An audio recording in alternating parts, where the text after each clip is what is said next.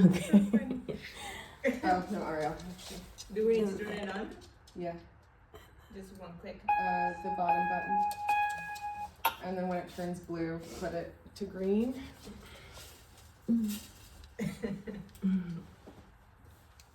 Done. It's green now. That's so funny. You coming? You coming? Hop. It's the opposite direction.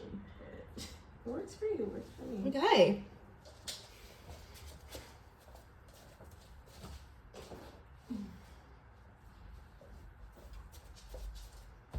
You should also get like an external hard drive to keep everything in. I have one. I can bring it next time.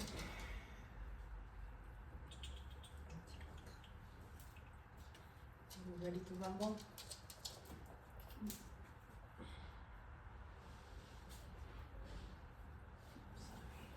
There we go. Cool. Amazeballs. You There's, I get this one. Awesome. Amazing. All Awesome. right. Cool beans. Fabulous. Yay. What's up, guys? We're back. That sounded so excited. Anyway, so today we're going to be talking about, that sounds weird. No, let's just cut that. No, today's topic is having an excuse to network. The importance is behind it. Today we're going to cover an excuse to network. There we go. There we I'm go. keeping all of those in, by the way. Yeah. As you should. I think that the people want to see how messy we are. We're pretty messy. Whoa, oh my god, yeah.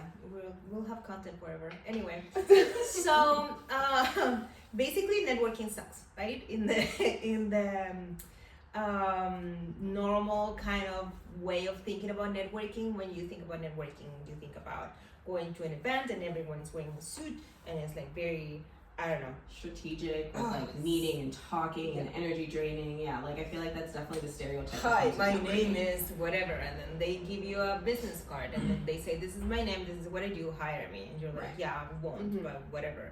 And then you have all these business cards, and you just throw them away, and it's a whole experience that really sucks, and it's really It totally reminds me of the first time we met. That was what the experience was. Like all those business cards. Do you remember? Like that was exactly the experience. the round of introductions, like you awkwardly trying to say you don't have a pitch, an elevator pitch, but still you have to say what it is that you do and to get people to be interested in it. It's like it's a whole nerve-wracking experience and it sucks. Right. So you need to approach it in a different way. And the idea on this episode is to talk about the different ways that we have tackled that and how it has really worked out for us. And genuinely the importance of it. Because, like, I think It's vital. it's terrifying a lot of the time also because it's like we may not think that we're like where we should be in business or whatever.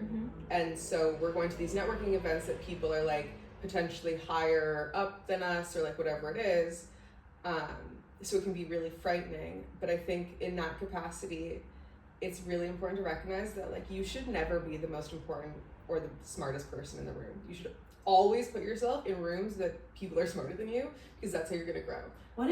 There was a whole thing in Money NMI, like the like 30%. Remember that? I don't remember that. Oh, I'm gonna have to go look through our book.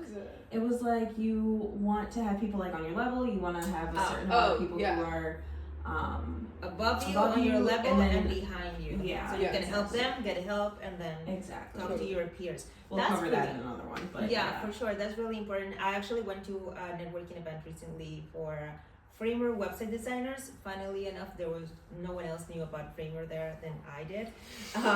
But they were all. Were you scared before you went that you would be the person that knew least about it? Not least about it. Yes, I was. And then I Interesting. listened to this because it was terrifying. I go in, I didn't know anyone, and I just started talking to some random people. And then I realized this was like an after sort of party for a conference, a very important conference for the web design world.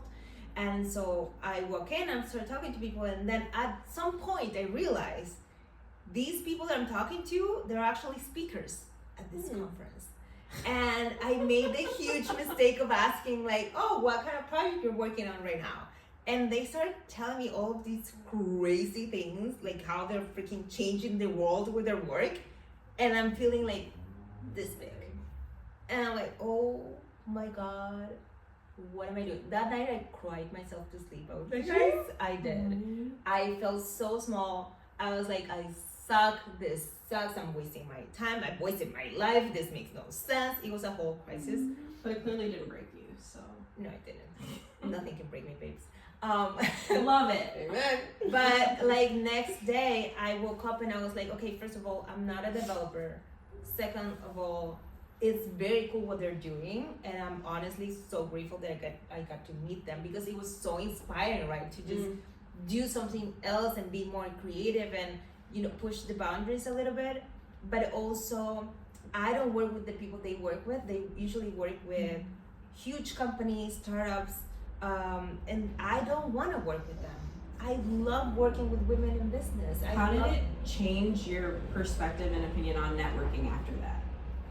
Dude, I mean, I know networking is vital, but it's just like, even in those worst case scenarios where they ask me, oh, what a fun thing you're working on right now, and I was like, well, I don't want to answer that.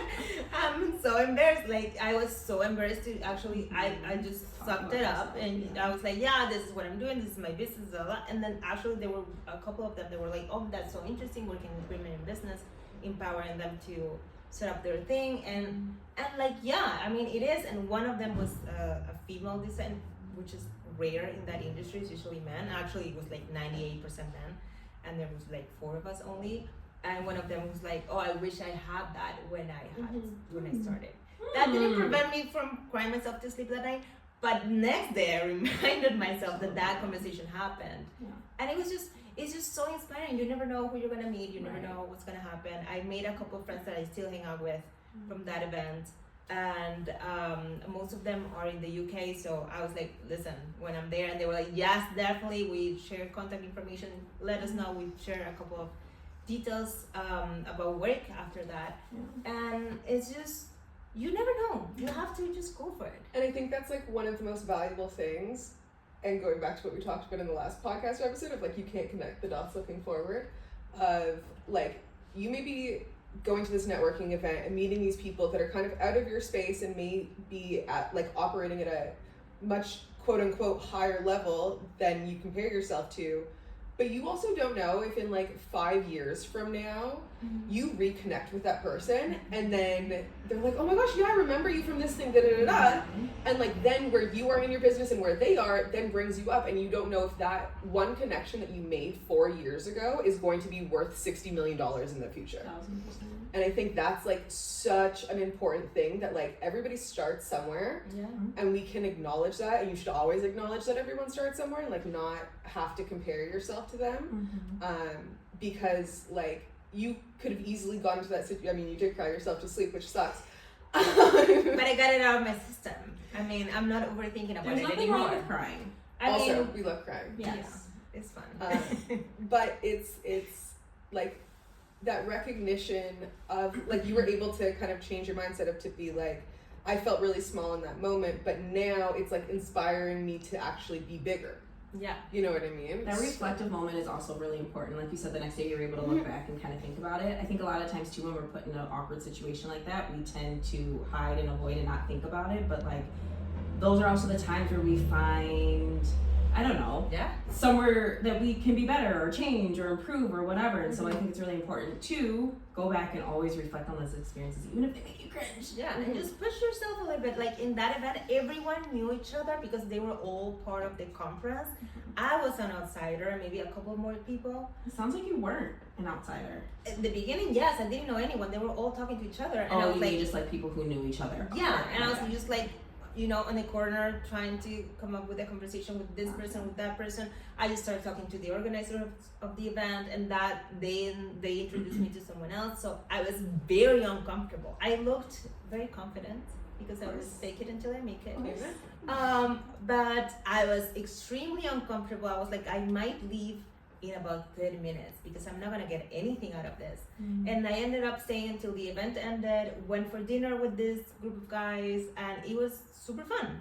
So you just need to I think a huge part too, right, of networking is recognizing the similarities, right? So like what I thought you were saying was that you were an outsider because like this, you just weren't connected to this at all, but like you were drawn to that event, and everyone else who went and attended that event were also drawn to it, whether it was, you know, interest or just people or whatever. And like if you think about it, that's how we survive in life. Like our community, our support system, our friends, right? We're drawn to them for one reason or another. And so it's the same with, you know, women in business. And so networking and finding an excuse to be able to go to an event that allows you to meet and mingle. Like, you know, I know with you, I've gone to a ton. I mean, you like host your own, but like outside of that, like I can never say this bar's name, but Atenea. The rooftop one, like such a fun experience. I mean, and knowing that we're going to meet other people, women in business, and literally just for drinks or talking or, you know, being on this beautiful rooftop that like overlooks the entire city of Valencia. Which is the best thing because you have an excuse to go enjoy the view, get a drink, and also network. I mean, like this is something that I missed out on so much at the beginning of my experience of, one, being an expat, and then two, also being a woman in business. But I mean, and then, you know, your co-working spaces, like it's an excuse to network as well. I mean, the whole point is for you to do something that you're drawn to, as you said, that you're gonna enjoy no matter what. And then do you want to explain what you're co-working? Sure. I never talk about many things, but yeah, sure. So basically last year I was working alone in my home, and I realized I was going crazy even though I really enjoyed it. So I decided to create an event, and I was like, no one's gonna come, but whatever, I'm just gonna open it. No one's gonna come. Yeah, that's what I thought. It's being kind of overwhelming, but I basically rented a meeting room in a co-working space, and I opened the invitation to anyone who would like to come to just co-work in the same space. That's it. Like, just talk. Like most of us are already doing the exact same thing at home in our room, locked up, not talking or around people. Exactly. I needed an excuse to connect with new people, and just going up to random people at a coffee shop that are working on their thing, it's just weird. So I was like, okay, let's just not do that. Let's just. You can say hi, but keep it to 2 minutes. And once they start diverting their eye contact, walk away. Oh my God. Like, listen to the body. That's why. Read the room, guys. That's why guys are not allowed in it anymore. Only women. So basically, we've been doing it since last year, about this time, October last year. And we do it every Friday. And every Friday, there's some people that come every week, and some people that are new, and some people that come and go. So what number of people are you up to now? Well, what number did you start off at? Right, what do we start with? So when I first posted it, I thought it was just gonna be me and maybe a couple more people, and I had like 15 people interested, and I had to block it off. And then now people are fighting for seats. Literally, we sit in the group chat waiting for cancellations.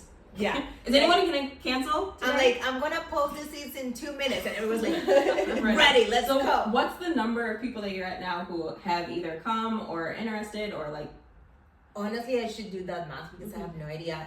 It must be around 200 people. Wow. And this has been less than a year? Yeah. Like you started what, just? I think the official first one was in December. Okay. So we need to do an anniversary party. Yeah, we have to celebrate that. For sure. Huge. Obviously. But yeah, and I only did it because, and people always think that I'm gonna pitch them on a service or a product or whatever it is at the end of it.